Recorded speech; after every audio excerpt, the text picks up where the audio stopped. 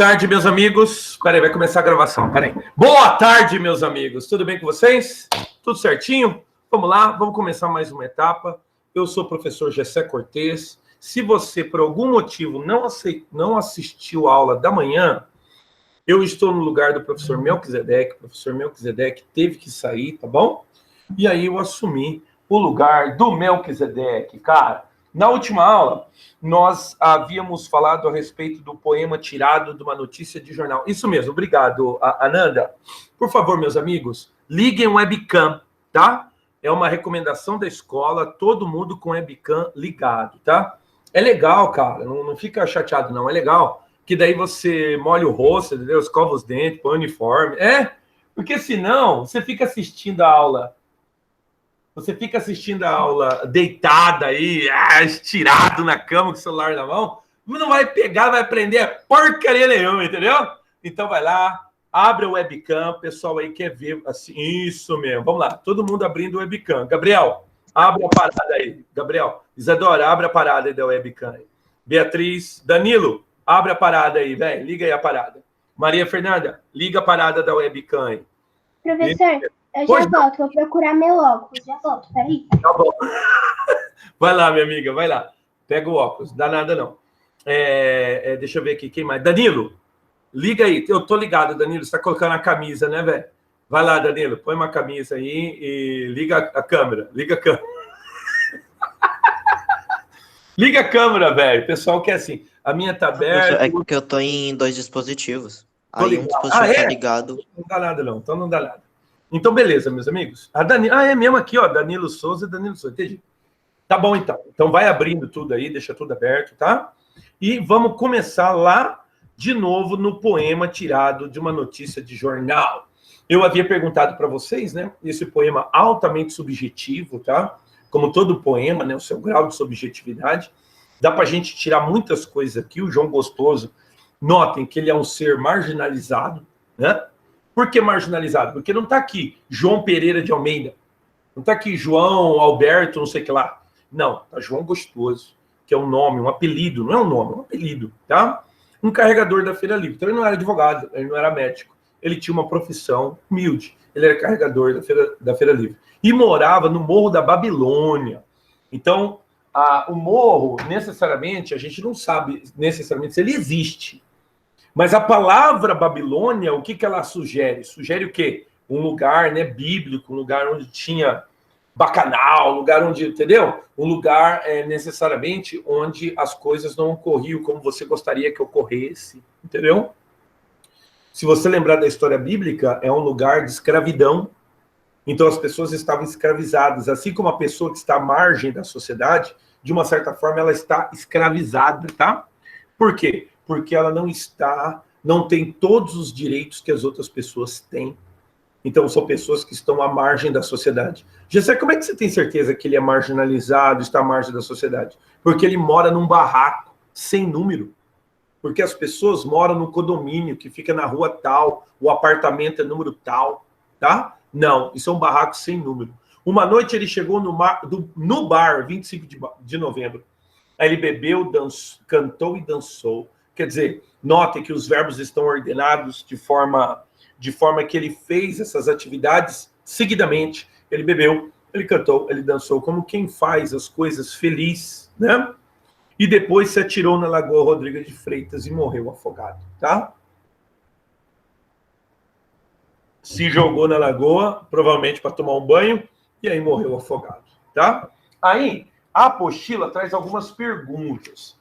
Por exemplo, a apostila traz o seguinte, ó.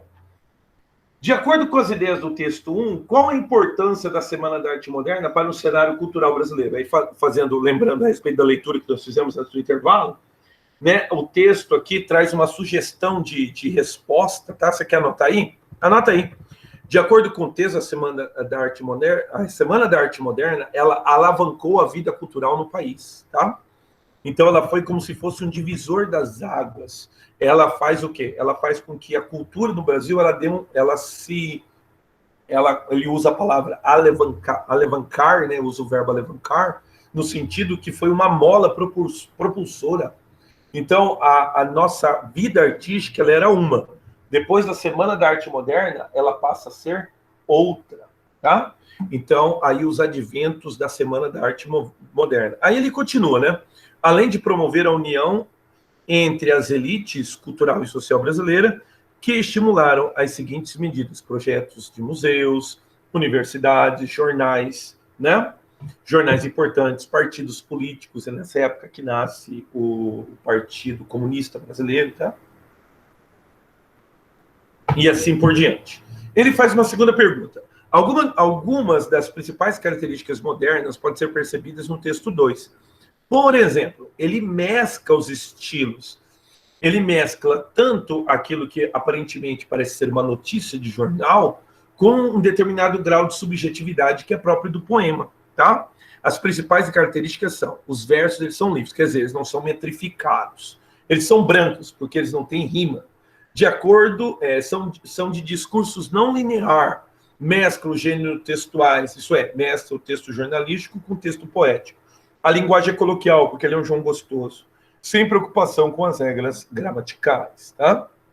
Então, neste caso aqui, algumas características do texto 2. E depois, cara, eu tenho a pergunta 3. Aí ele vai falar para você pesquisar, tá? Ele não vai fazer nada disso, tá?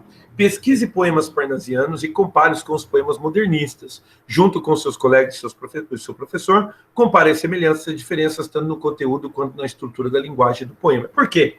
Aí eu dei um exemplo do hino nacional.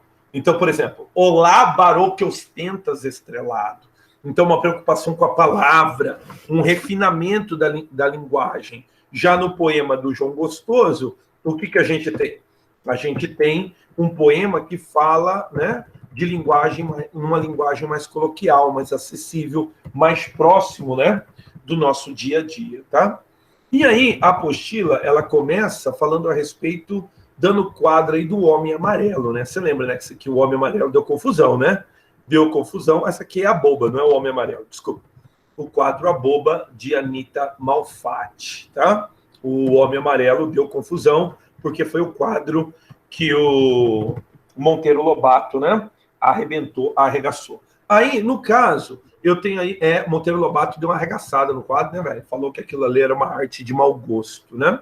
Pois bem, aí eu tenho aqui um pequeno, uma tomada histórica do que foi essa Semana da Arte Moderna, tá? E aí, o que acontece? Ele fala a respeito da semana, olha aqui o encarte, cara, o encarte que promove, né, a Semana da Arte Moderna. Note até a grafia, tá? Teatro tá com TH, tá? Amanhã, olha como é que tá escrito amanhã aqui. Com AN. O último grande festival, ó, o último tá sem acento, Semana da Arte Moderna, com o concurso de Vila Lobos, tá? No saguão do teatro, teatro com TH, exposição de pintura, escultura, preços, cadeiras, 680, 58,300, sabe lá Deus, tá? Então, nesse caso aqui, eu tenho uma amostra de um poema que foi recitado lá no dia, que é um poema que é em sátira, né, uma crítica aos parnasianos. O nome do poema é Os Sapos, né? Porque como os parnasianos, eles rimavam, o poema Os Sapos, ele iguala, né, o guachar do sapo. Olha só o que diz o poema Os Sapos. Ele diz o seguinte, ó. Esfunando os sapos, saem da penumbra, aos pulos os sapos, a luz deslumbra. Em ronco que a terra berra o sapo-boi. Meu pai foi à guerra. Não foi, não foi. Sapo tanoeiro, parnasiano aguado, diz, meu cancioneiro é bem martelado. Vede como primo em comer os hiatos, que arte e nunca rimo os termos cognatos. O meu verso é bom, frumento sem joio. Faço rimas com consoantes de apoio. Vai por 50 anos, que lhes dei a norma, reduzir sem danos a forma e a forma. Clame a saparia em críticas céticas. Não há mais poesia, mas há artes poéticas. Urro, sapo-boi, meu pai foi rei, foi, não foi, não foi. Branda em assomo, sapo tanoeiro, a grande arte é como lavor de joalheiro, fazendo menção, né, a arte parnasiana e aquele poeta, né, ou melhor, aquele poema, né, Ourives, né? Muito bem, poema Ourives, tá? Muito bem, excelente. O que acontece, cara? A Semana da Arte Moderna, ela então é esse marco, tá? Esse marco importante. Aí depois a apostila vem principais participantes, tá? Desses principais participantes, 3 nomes você não pode deixar de marcar, tá? Aqui não tem como marcar as coisas aqui, mas tá massa. 3 nomes você não pode deixar de marcar, tá bom? Um deles, Oswald de Andrade. Oswald de Andrade você não pode deixar de marcar. Outro que você não pode deixar de marcar, Mário Andrade. Na verdade, todo mundo é muito importante, tá, cara? Mas 3 nomes você não pode deixar de marcar. Um é Mário de Andrade, outro é Oswald de Andrade e o outro é Manuel Bandeira. São 3 nomes muito importantes, tá? A apostila, ela continua falando a respeito da semana, tá? Isso, aí ele fala modernismo na literatura, características gerais. Aí ele vai falar a respeito da liberdade de expressão, vai falar a respeito, estou fazendo uma leitura rápida aqui, tá? Do cotidiano das pessoas, do cotidiano do brasileiro, a linguagem, uma linguagem coloquial, ele vai falar a respeito de uma linguagem ambígua, e ele também vai ter várias paródias, tá? Abolição dos nexos e da pontuação, enumeração caótica e o fluxo de consciência. Aí começa, cara, os movimentos primitivistas, tá? Por quê? Porque a Semana da Arte Moderna, ela vai ter um desencadear. Qual que é o desencadear?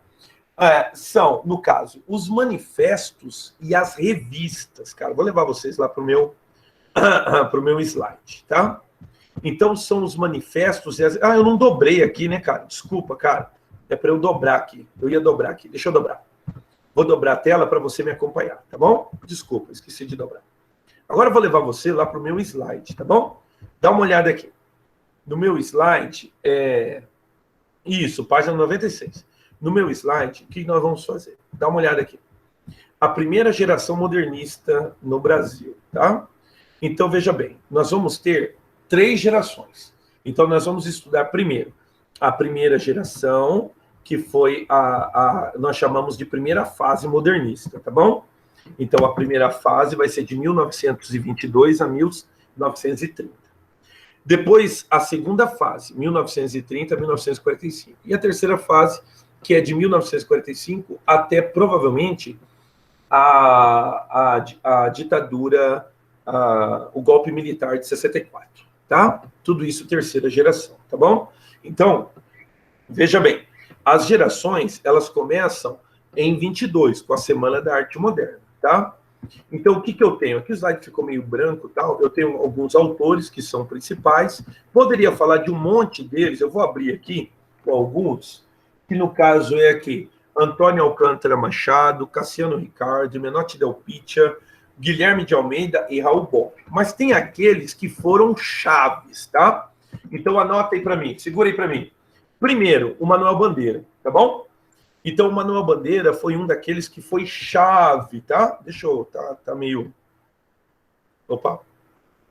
Tá meio negritado aqui. Deixa eu arrumar aqui a parada aqui. Isso. Só um pouquinho aqui, que tá branquinho. Vou deixar preto aqui para ficar fácil de ler, tá? Professor, depois você pode disponibilizar o slide para a gente? Claro, minha amiga. No final da aula, eu mando no grupo do WhatsApp. Fechou? No grupo do WhatsApp eu mando, tá? Então, ok, obrigada. Então, o que acontece, minha colega? Nós temos aqui os principais autores. 3 nomes que você não pode deixar passar. Primeiro nome que você não pode deixar passar, Manuel Bandeira.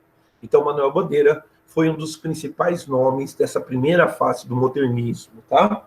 Com o poema dele, né? Vou-me embora para Passárgada, tá? A vida inteira que podia ter sido e que não foi. Então, principais características: a evasão, o vazio da vida, o combate aos puristas, a ironia do cotidiano, a melancolia, a saudade da infância e o inconformismo social. Todas essas características do nosso saudoso, do nosso grande herói dessa época, o Manuel Bandeira, tá? Então, um nome importante que você não pode deixar passar é o nome do Manuel Bandeira.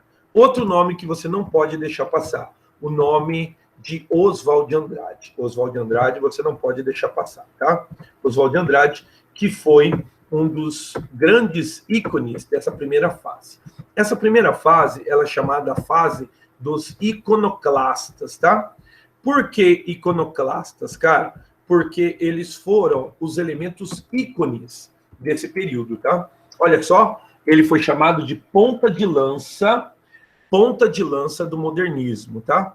Irreverente, irônico, nacionalismo crítico, combate ao purismo da língua, obra satírica e debochada, tá?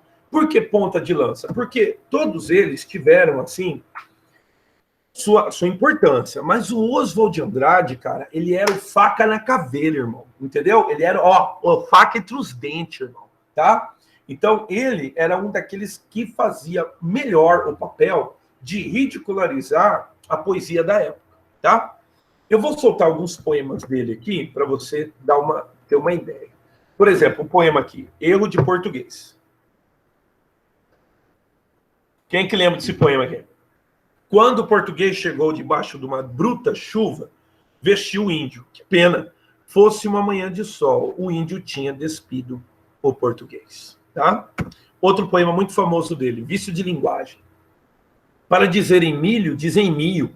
Para melhor, dizem mió. Para pior, pió. Para telha, dizem teia.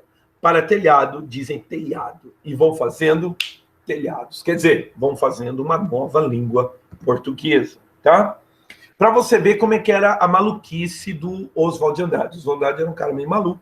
Olha o poema dele. As coisas são, as coisas vão, as coisas vão, as coisas. Tá? Poema de Oswald de Andrade. Essa daqui uma sátira, a Canção do Exílio. Minha terra tem palmares onde gorjeia o mar. Os pássaros daqui não cantam como os de lá. Não permita, Deus, que eu morra sem que eu volte para São Paulo, sem que eu veja a Rua 15 e o progresso de São Paulo. Tá? Então, alguns poemas de Oswald de Andrade. Tá? Oswald de Andrade, que teve uma vida bem conturbada, tá? Ele é autor de 2 manifestos. O manifesto da poesia Pau-Brasil, é o manifesto que ele escreveu, onde ele tem a célebre frase, né? Tupi or not tupi, eis a questão, quer dizer, ser índio tupi ou não ser índio tupi, eis a questão. E também ele ganha, na época, né? Ele mantinha uma relação, como é que eu vou dizer? Ele mantinha uma relação marital com a Tarsila de Amaral. Eles não eram casados, tá? Casados. Mas eles mantinham uma relação marital. Então, eles viviam juntos, tá? Só porque eu lembrei agora, tá? Só porque eu lembrei, tá? Pessoal do segundo ano A, por gentileza, segundo A, coloca o nome completo aí para fazer a chamada, tá? Segundo ano A, tá bom? Vai, só porque eu lembrei, tá bom? Ô, professor, esse poeta que você falou por último aí, eu achei ele meio revoltado com os 2 primeiros poemas dele. Muito tipo, eu acho que ele não gostou muito das mudanças. Muito doido. Por exemplo, Eu gostei. Tem que meter palma. Ele tem um romance dele em que o personagem dele é Serafim Ponte Grande. O personagem é maconheiro. Aí o personagem ele se lança numa viagem, né? Onde eles fumam maconha durante a viagem e eles vão rodando o mundo, tal. Aí o livro termina numa receita de ingredientes, né? Para cozinhar. Muito louco, muito doido, entendeu? Como assim? Não, e a vida dele era uma vida muito doida. Eu ia te falar da Tarsila do Amaral. A Tarsila do Amaral, eles viviam juntos, maritalmente. E daí o que aconteceu? Aí eles eram famosíssimos, eram 2 artistas, ela pintora. Aí ela fez um quadro para ele, o Abapuru. Tem na apostila o Abapuru? Deve ter o Abapuru na apostila. Todo mundo conhece. Todo mundo conhece, é famosíssimo. Você fez no Jardim de Infância. Isso, todo mundo conhece o Abapuru. Aí, ó, tá na página 98. Tá na página 98.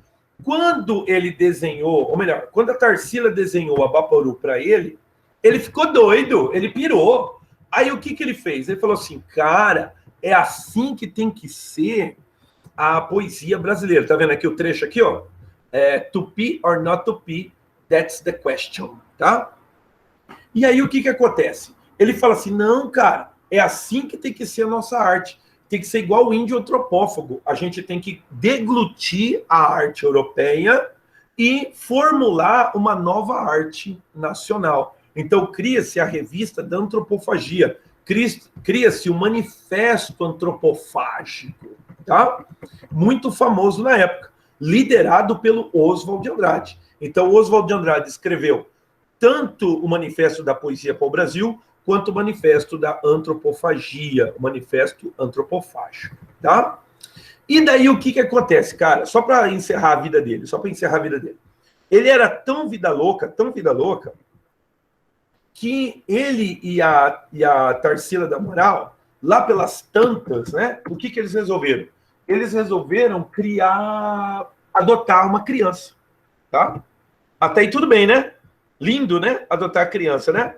O nome da menininha que eles adotaram se chamava Pagu, o nome da menina. Agora eu vou te contar. Adivinha quantos anos tinha Pagu? 10. 17 anos. Meu Deus! Adotaram Pagu. Pagu, 17 anos. Aí ficava com a Pagu, entendeu?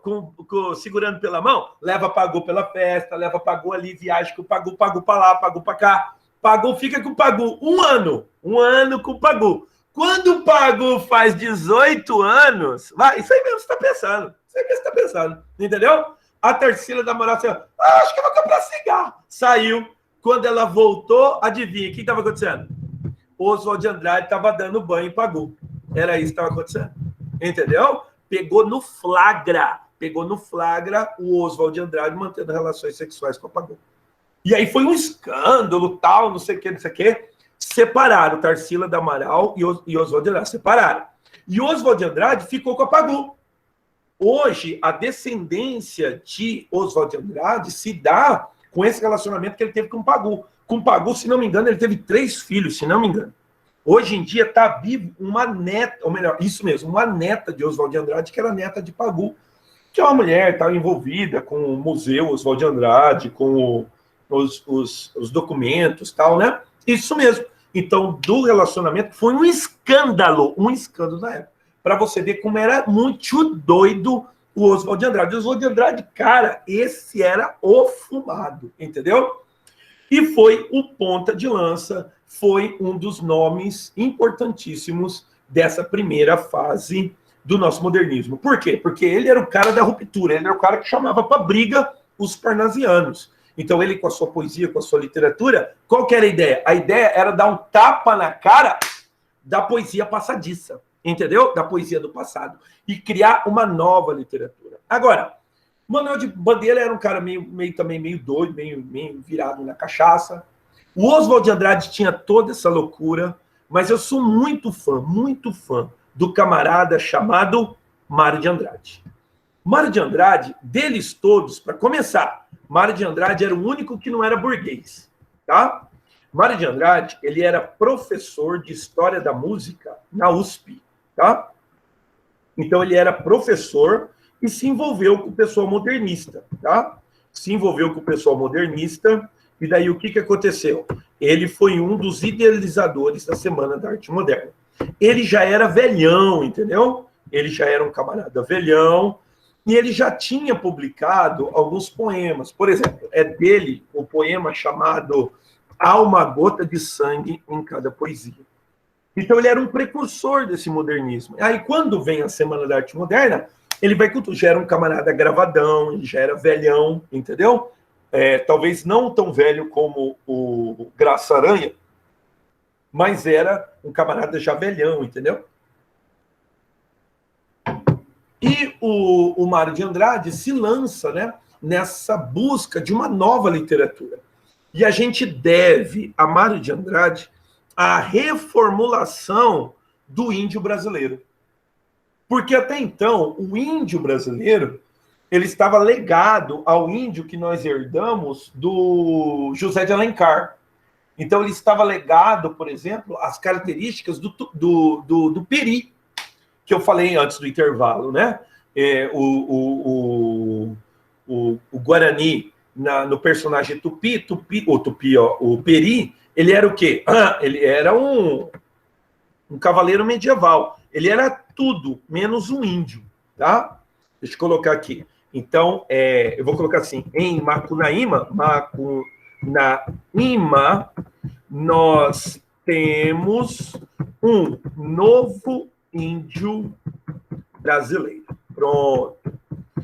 Eu vou usar isso daqui como divisão, por quê? Porque agora eu quero que você coloque o pessoal do segundo B, fechou? A partir de agora, todo o pessoal do segundo B, senta aí. Isso mesmo, coloca aí. Vamos voltar para o Mário de Andrade. O Mário de Andrade, ele desenha, ele vai delinear um novo índio brasileiro. Para tanto, o que eu vou fazer? Vou te contar um pouquinho da história, tá, cara? Um pouquinho da história do Macunaíma. Macunaíma conta a história de um índiozinho negro. Conta a história que o índio nasceu numa noite escura, numa noite sem lua. E nasce Macunaíma feio, feio, feio. Diz que Macunaíma era uma criança feia, feia, feia, feia. E aí nasce Macunaíma, e Macunaíma, ele tinha era uma preguiça, sabe? Era uma nhonha. E o Macunaíma, ele vai aprender a falar só depois dos 7 anos, tá? Macunaíma fala só com 7 anos, tá? E Macunaíma, ele era uma criança, mas uma criança maliciosa, sabe? Então, Macunaíma só ia tomar banho quando as outras índias iam também tomar banho, tá? Então, ele ia tomar banho só quando as outras índias iam tomar banho. Diz que Macunaíma falou somente aos 7 anos de idade. Alguém já ouviu falar quais foram as primeiras palavras de Macunaíma? Quem é que lembra? Primeiras palavras de Macunaíma, quem é que lembra? Isso mesmo, pessoal do segundo B, pode colocar o nome, mas sem sair da sala, hein? Você não sabe? Ele falou assim... Não sei. Não sabe? A minha ideia, eu vou falar para você. Macunaíma disse que falou assim, ó. Ai, que preguiça. Macunaíma não falou papai, Macunaíma não falou a mãe. Sabe o que ele falou? Ai, que preguiça. Foram as primeiras palavras de Macunaíma. Macunaíma era negro, negro, negro como a noite, tá? E daí o que acontece? Ele cresceu no meio... Ele tinha dois irmãos. Cresceu no meio dos irmãos. Aí um dia Macunaíma estava tomando banho junto com as índias, junto com os outros irmãos. E aí Macunaíma viu que tinha uma fonte saindo da terra. Macunaíma foi lá naquela fonte e ele se lavou naquela fonte e aquela fonte tirou toda a negritude dele. Macunaíma saiu... Tem um filme, verdade, tem um filme. Macunaíma saiu branco, branco, branco, com a pele branquinha. O irmão dele viu, quis também, né, sair. Foi lá e foi tomar banho. Só que daí a água já estava meio revirada, ele não saiu branco, ele saiu mulato. E aí o outro irmão viu, foi lá e tentou, mas daí não teve efeito nenhum, continuou negro. O que Mário de Andrade está fazendo? Está falando a respeito das 3 raças que compõem o Brasil. O branco, o mestiço, o negro e, de tabela, todos eles são índios. Fechou? Pois bem, o que acontece? Macunaíma, então, agora é branco. Macunaíma é branco. Só que daí, como Michael Jackson, como toda história de herói, o que aconteceu? Como toda história de herói, acontece algo que desestrutura a vila, desestrutura a aldeia. Roubam o Airaquitã. O que é o Airaquitã? Era pedra sagrada. Então, eles roubam a pedra sagrada. Vem o homem branco e leva a pedra sagrada embora. Como não tem mais pedra sagrada, agora vai, né, a aldeia vai cair em desgraça, não vai ter produção, não vai ter colheita e tal. Então, os índios têm que escolher um que vai recuperar a pedra sagrada. Quem que vai recuperar a pedra sagrada? Aquele índio que se parece com o homem branco. Quem que vai? O Macunaíma. Aí o Macunaíma é levado para a cidade, conduzido para a cidade, para que ele recupere o Airaquitã, tá? E daí, na cidade, o que acontece? Ele conhece as prostitutas, ele conhece a cachaça, entendeu? Então ele começa a beber. E o Macunaíma, o que acontece? Ele é um herói todo às avessas, tá? Por quê? Porque, se você lembra, a história mitológica a respeito do herói fala, por exemplo, do herói do Édipo. Quem é que lembra da história do Édipo? Que o Édipo teve que decifrar enigmas, não é? Então, aí o Édipo decifra enigmas, consegue matar a Esfinge, né? E assim consegue libertar a cidade da mãe dele, né? O Édipo. Da mesma forma que o Édipo teve enigmas, o Macunaíma encontra a pedra. E a pedra estava no poder de uma bruxa, de um ser místico. E a bruxa propõe um enigma para ele, tá? E aí, o que acontece? O Macunaíma erra os 3 enigmas. Ele não consegue acertar. O Macunaíma encarna o herói todo atravessado, o herói às avessas, entendeu? O Macunaíma, ele encarna talvez aquilo que a gente tenha de mais desgraça no Brasil, da maior desgraça do Brasil, que se chama o famoso jeitinho brasileiro. Macunaíma encarna, sabe, talvez esse nosso flagelo chamado de jeitinho brasileiro. Aquela coisa que o brasileiro tem, que ele sempre tem que se dar bem, que ele sempre tem que levar melhor, entendeu? É aquela... não vou entrar no mérito da questão. E esse é Macunaíma, tá? Então, Macunaíma delineia um novo herói brasileiro. Um herói brasileiro agora que foge das características do Peri de José de Alencar. Só que Mário de Andrade não é só Macunaíma. Tem um livro também muito importante, eu quero falar a respeito dele, que é o amar, verbo intransitivo. Quem já ouviu falar do amar, verbo intransitivo? Liga o microfone aí e fala eu. Quem já ouviu falar do amar, verbo intransitivo? Nunca ouviram falar do amar, verbo intransitivo? Cara, o amar, verbo intransitivo talvez seja um dos poemas, ou melhor, um dos romances mais importantes dessa época, tá? Junto com Macunaíma, junto com Serafim Ponte Grande, tá? Qual é o teor do amar, verbo intransitivo? O amar, verbo intransitivo conta a história para nós do menininho, né? Esqueci agora o nome do menininho. O menininho, ele mora com o pai é muito rico, tá? E ele mora com as 2 irmãs mais jovens, tá bom? Vou lembrar o nome do menino daqui a pouquinho. E daí o que acontece? O pai desconfia da masculinidade do menino, entendeu? O pai desconfia que o menino seja homossexual. E daí o que acontece? O pai toma determinadas providências. Veja bem, o pai, ele mora em São Paulo. São Paulo é uma cidade cosmopolita. São Paulo era o Rio de Janeiro, São Paulo era Paris daquele tempo, entendeu? Então, uma cidade que tem a vida social muito ativa. Por quê? Porque esse homem, ele era um antigo fazendeiro, então ele tinha as fazendas dele e tal, então ele era muito rico, tá? Então ele lembra do tempo que o pai dele iniciou ele sexualmente, tá? Como é que o pai fez? O pai contratou um prostíbulo, fechou o prostíbulo e jogou o menino lá dentro, entendeu? Só que agora ele está em São Paulo, ele não pode fazer isso com o menino dele. Por quê? Porque as pessoas são chiques, não está no interior que tem um prostíbulo, entendeu? Então o que acontece? Ele conversa com os amigos dele, tô com um problema, eu não tenho certeza. Eu não tenho certeza que o meu filho é homem.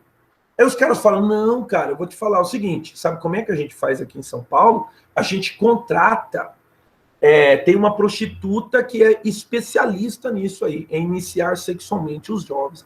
Como é que é? É o seguinte, ela é professora de alemão, você contrata ela é uma governanta alemã, você contrata ela, paga, e ela vem na sua casa e inicia o menino sexualmente. Beleza. Aí o filme começa aí. Aí tem um filme disso aí, tá? O filme começa justamente com o pai contratando a Elsa. E ele contrata a Elsa para trabalhar na casa dele. Qual que é o contrato? Iniciar o menino sexualmente. Entendeu? Esse é o filme. Elsa. Isso mesmo, o nome da menina. Quando a mulher chega, ela é chamada de Fräulein Elsa. Ela é chamada de Fräulein pelos meninos. Por quê? Pelos filhos. Porque Fräulein senhora, agora enrolou a língua. Fräulein é senhora. Então ela é tratada por Fräulein Elsa, tá? E ela é contratada. Só que o homem, ele faz uma cagada. Ele não fala para a mulher, para a esposa, qual é o real objetivo. Ele só fala que ele contratou uma governanta e uma professora de alemão. Entendeu? E aí ela começa, ela vive na casa, ela mora na casa, ela tem um quarto na casa, etc. E ela dá aulas de alemão, entendeu?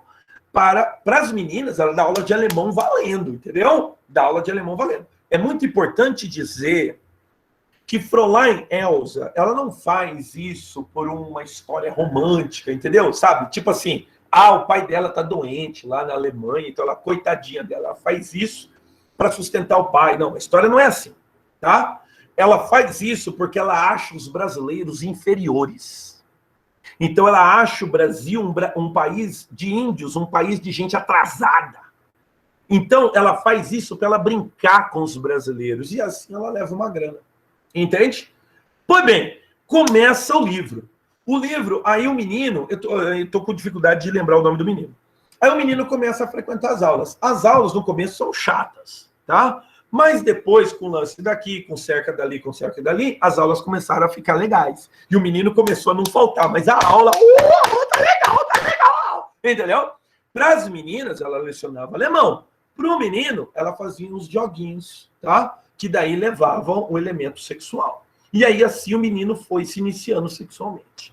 Pois bem, chegou numa hora que ela chegou no patrão e falou assim, tá tudo certo, o menino tá adiantado, tá tudo bem com o menino tá top. Ah, é? Então tá. Como é que a gente faz agora para fechar o contrato? Não, a gente faz o seguinte, amanhã o senhor entra na biblioteca, pega a gente no flagra, aí vai ter um escândalozinho, tal, não sei o quê.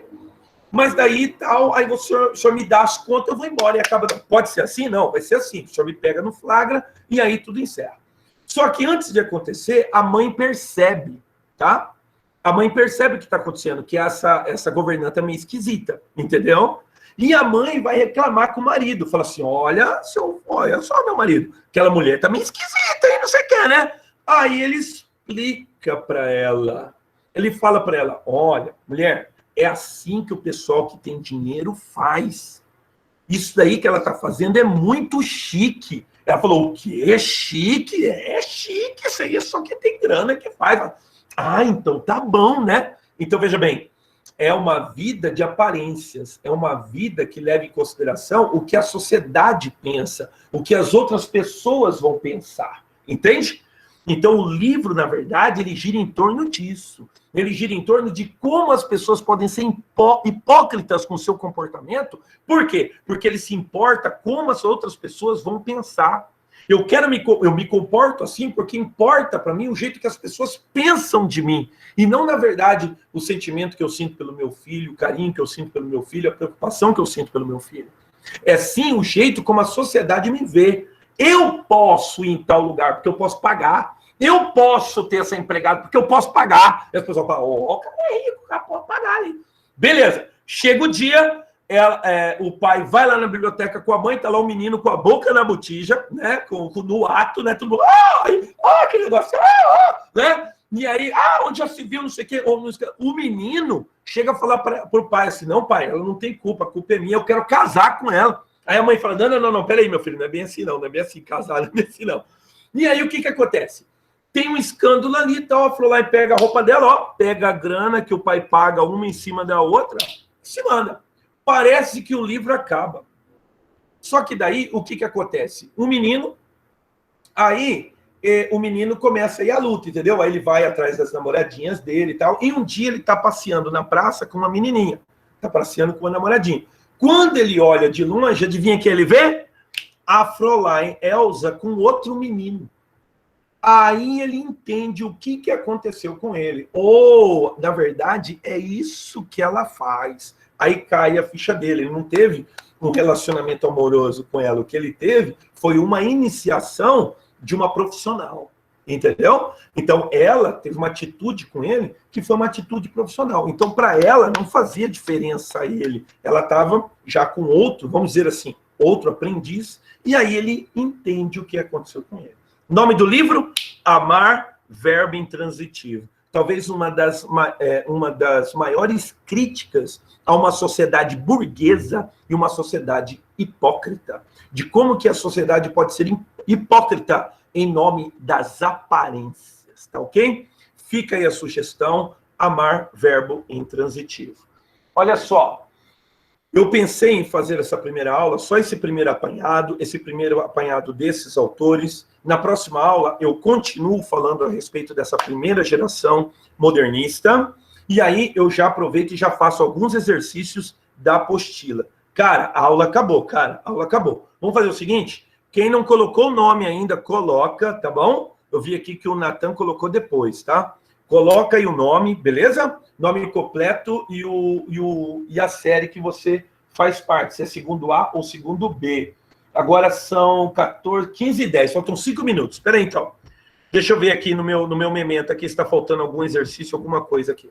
Aqui eu termino com amar, verbo intransitivo, morreu, tá? E aí, vamos para a apostila. Aí a apostila fala aqui a respeito dessa primeira geração, e fala alguns exemplos da poesia de Oswald de Andrade e de Mário de Andrade. Faça a leitura em casa, tanto do Mário de Andrade como do Mário... Eles não eram parentes, tá? Tanto do Oswald de Andrade quanto do Mário de Andrade. E na próxima aula, a gente já começa fazendo os exercícios da página... Vamos lá? Isso mesmo. Da página 106, tá? Página 106, a gente já faz exercícios da página 106. Meus amigos, falei mais que a minha boca. Alguém tem alguma pergunta, alguma questão para fazer? Não? Tudo bem? Então, vamos tirá-los. Tem uma frase que você falou na outra aula, que era do escritor. A literatura, e eu esqueci qual que era, e eu gostei muito vou colocar dela. de novo aqui. É a frase de Maurice, tá? É Maurício. Maurice Merleau-Ponty. Maurice Merleau-Ponty. Maurice Merleau-Ponty falou assim, ó. Opa, peraí que eu tô com Merleau-Ponty. O que ele falou? Ele falou que a literatura é uma tentativa desesperada de dizer o indizível. A literatura, deixa eu colocar aqui, a literatura é uma tentativa desesperada de dizer o indizível. Quem falou isso foi Maurice Merleau-Ponty. E essa mote nós vamos carregar, que vai ser a mote da minha aula daqui por diante, nossa mote em literatura. Tudo bom? Tudo bem, Asa? Então, Maurice Merleau-Ponty, tá? Eu vou encerrar a gravação, tá? E aí, a gente